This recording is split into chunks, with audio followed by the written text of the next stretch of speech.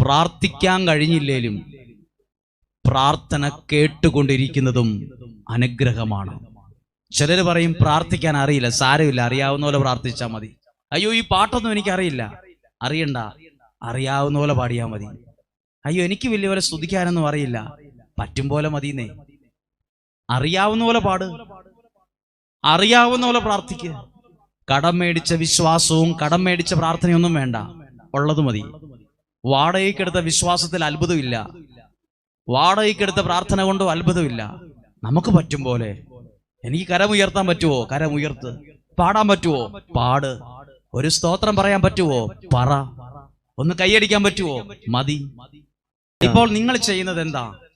ദൈവവചനം കേട്ടോണ്ടിരിക്കുക, പ്രാർത്ഥിക്കുന്നത് ചെവി കൊണ്ട് കേട്ടോണ്ടിരിക്കുക. ഇതൊരു അനുഗ്രഹമാണ്, ഇതൊരു അനുഗ്രഹമാണ്.